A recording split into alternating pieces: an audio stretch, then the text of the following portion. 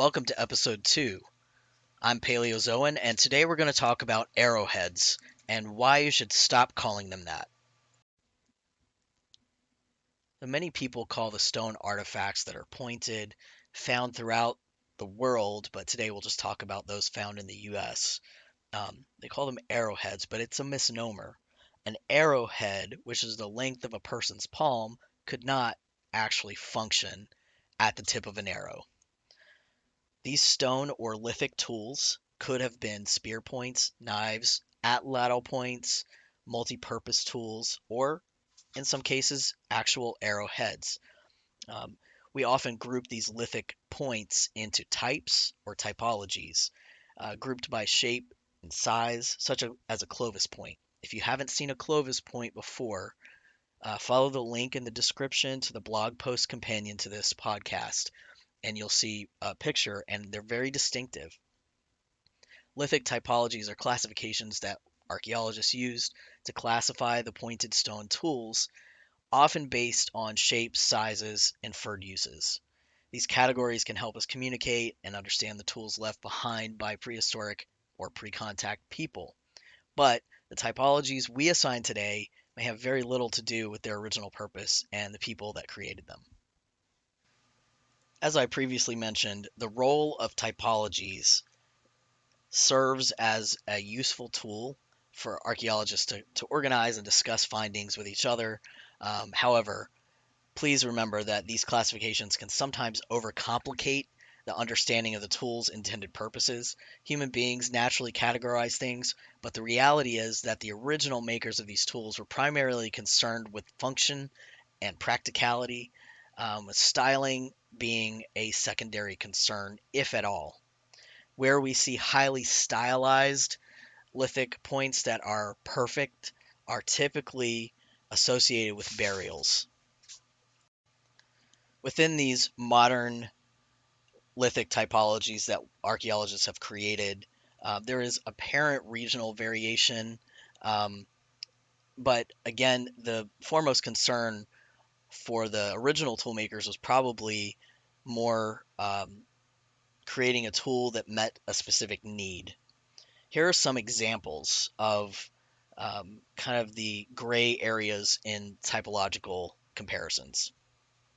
Small unstemmed triangular points, like Madison or Jack's Reef pentagonal points, were likely designed for very distinct purposes, such as hunting with bows and arrows.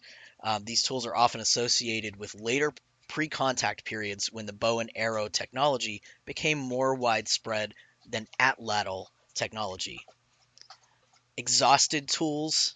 Some lithic types may represent tools that were resharpened and reused until they became significantly altered in shape and size, like number 2 pencil that you've sharpened all the way up to the eraser. An example of this would be the Marianne point, which is believed to be an exhausted version of the Dalton point, reshaped over time due to repeated resharpening and use. And then we have possibly a similar point with 2 different names based on regional distinctions, the Savannah River and Appalachian stemmed points. If you follow the link to the blog post, you'll see these pictured. They're from my undergraduate thesis, and you'll see that they all look so very different, but that's because they've been resharpened. There are ways to read these lithic tools to see that they've been resharpened. But Madeline Nieberg named the Appalachian stemmed points that are found in Tennessee. While there's similar tools made out of similar materials and similar shape, slightly smaller in North Carolina, and Geoffrey Coe called these Savannah River. And despite their different names, they likely served a very similar purpose. They're very large. They were definitely not arrowheads, and they may have been multi-purpose tools, spears, knives. Some of them may have been originally purposed for one thing and then resharpened to use in various other ways. But they all have similar morphological characteristics or shapes, showing that the typological distinction may sometimes be more about our classification than the toolmaker's intents. So back to arrowheads. So when were they actually arrowheads? Well, the bow and arrow technology has come in several waves, it seems, in the US. roughly 12,000, 4,500, 2,400, and after about 1,300 years ago. It's also likely that bows and arrows were used in warfare or smaller game hunting alongside atlatls for larger game hunting, um, because atlatls can be used with one hand while bow and arrow requires both hands to use. Um, this is why archaeologists often use the term PPK, or projectile points slash knives, or just lithics, to describe these tools, reflecting the multifunctional uses. And here comes the lecture on ethics. It's important to understand why people should not collect, display, or sell these artifacts. There are ethical considerations and legal protections in place to preserve our shared cultural heritage. Remember that if you are of European descent, these artifacts do not belong to your ancestors. They belong to the people who were here before us, and we must consider that ethically and legally. When you remove artifacts, it's destructive. You can never put them back.